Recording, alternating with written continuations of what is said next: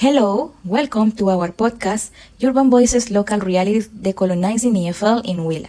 This is a space where English teachers come together to think critically, share openly, and speak honestly about what's really happening in our classrooms.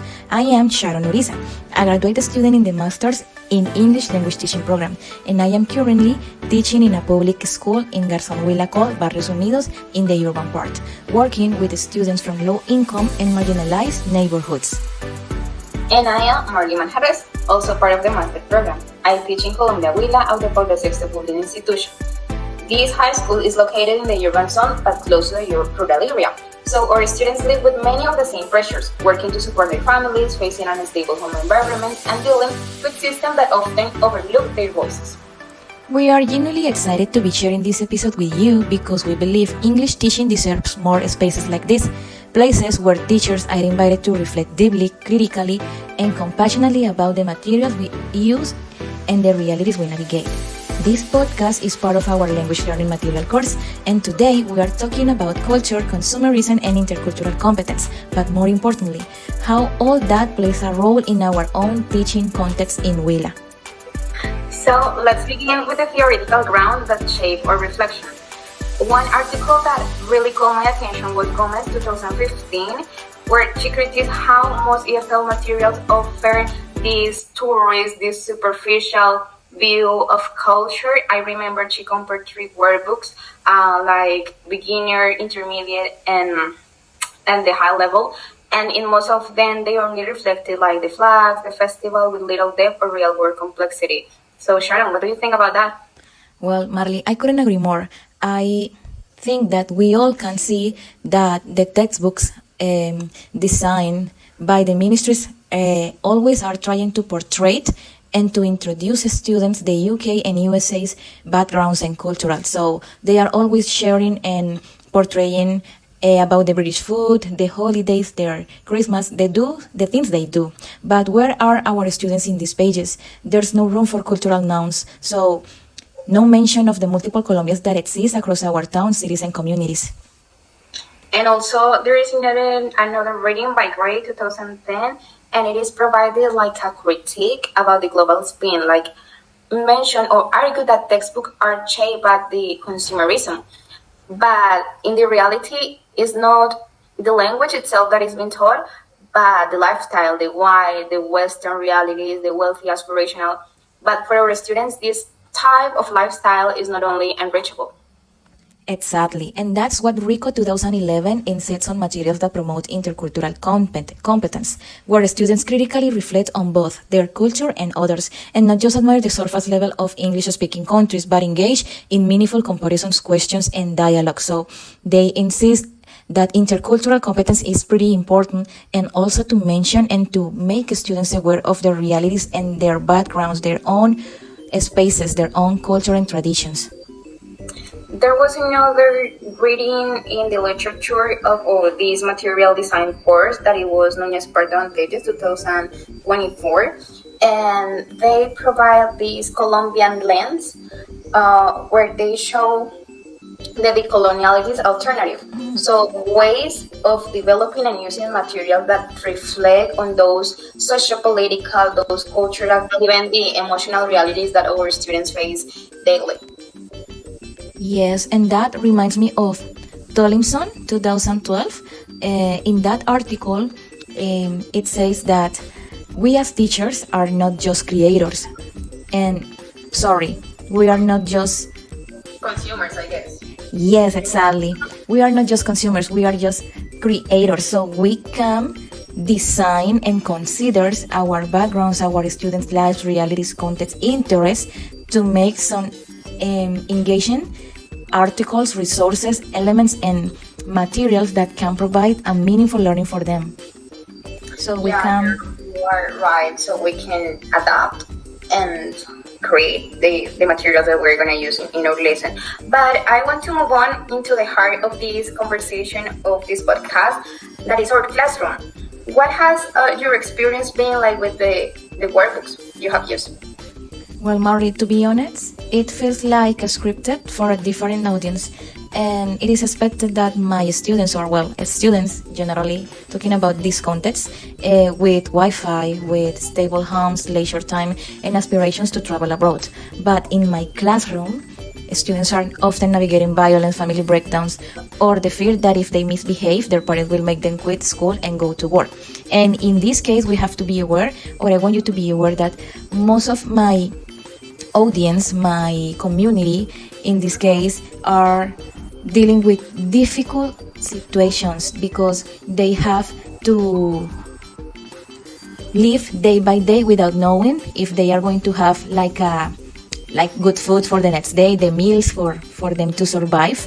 And some of my students are also being raised by some other relatives, not just their parents, because they are like in jail in most cases por ley 30. So it is quite different, and they are not engaged. They do not have like the commitment with their pedagogical and educational processes. And what you mentioned, it's so hard to listen. Those situations are happening to our learners because we want them to be like the better, but that's not what they face, and that's so hard. And it resonates so deeply what you mentioned, because in my school that it's technically urban,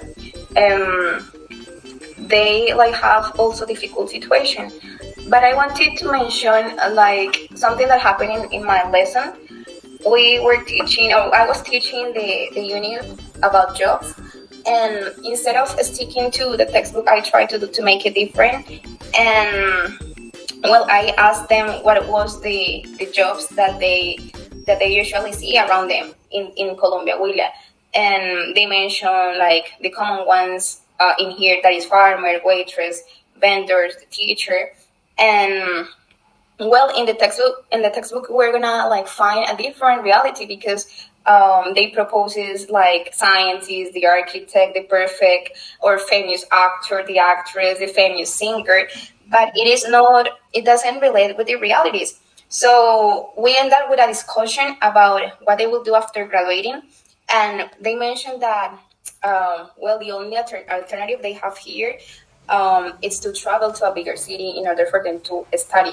But it's not easy to think about that, because their economic situation for some of them doesn't allow them to think about that. So yeah, it's completely like the opposite to what the materials show to them. Wow, that kind of discussion, that is the kind of conversation where real learning happens, and yet war books makes no space for it. It pretends Colombia is just another version of the UK or the US, and that is not happening. That is not real. Yeah, exactly. And we need material that show our students life, that the life matters and their experiences matter. So that English is not only escaping about their context, but it's understanding and questioning and perhaps transforming it.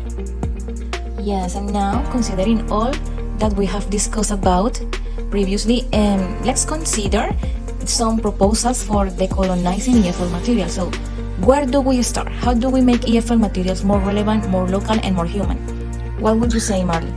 Well, that's an important question, and I really like to start with this question, because I think the most important thing is to listen to our students. So their experiences matter, and they are the center. We wouldn't be teachers if there are no students. So we need to focus on them, on their experiences, and to listen. I think that's the first thing that we need to do.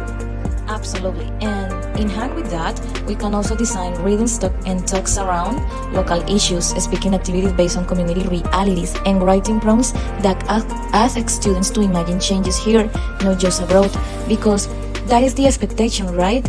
To make them involved and aware of what it is surround and around them, and to consider their experiences. Completely like agree on you. We need to value the local culture. So we focus too much on the rest of the culture and the American one. But what about the Colombian, the music, the tradition, the myths, the kind of resistance that we have to have during this violence time in the past, but now that we like are having those situations with these armed groups. So we can teach English through those situations that are happening in Colombia. the festival that we have, the music that we have, and not only what is outside of this context. Totally. And I think that considering your first idea about listen our students, that is pretty important.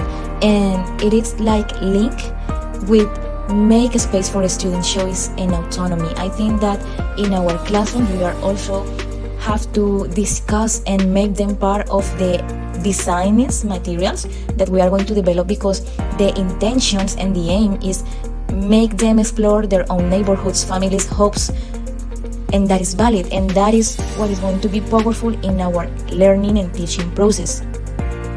Yeah, and this work is not only you as teacher, it's not only me as an individual, like in isolation, but it is a collective.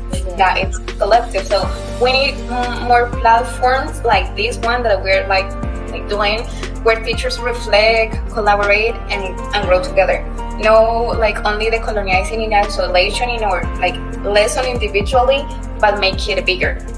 So I think it feels good to talk about those problems, those situations that are happening, and try to like look for alternative. Yeah, I was told once that why do we have to be always considering all the things abroad when all the things that we have around ourselves matters too, and it is more important for the students to know what is happening and what is going on next to them in their own lives and experiences, rather than what is going on the outside, because that matters too, but for them it is meaningful, and it is going to be more important being aware and being exposed, or to see maybe in a textbook, in an activity they are developing, something that they are familiar with. So to conclude, I would like that we have discussed and said a lot, and there is a bottom line indeed, and it is that the materials we use shape the voices our students believe matter, and if those materials silence the reality, they silence their potential. Wow, that is so inspirational, and I really like what you said, because it's real. If the material silence their reality, silence their voices, well, it silences their potential. So you are so right, and I'm so grateful for this space, and I hope, and we hope, Sharon and I, that this conversation inspire you to decolonize those materials that like are provided and in your classes, in your lessons, and try to work together as a team. We can do it. Yeah, totally. So I think the most important is to teach with heart, with context, and with resistance. And we can decolonize our classrooms through one story, one unit, and one workbook critique at a time. So I would like to thank you, Marley, for all your insights during this conversation, during this podcast. And thank you all for joining us on Yuba Voices Local Realities. Let's see what is going on next time, and let's see which are your insights and comments based on our ideas and discussion. Yeah, so thank you so much, Sharon. Thanks to you, Marley.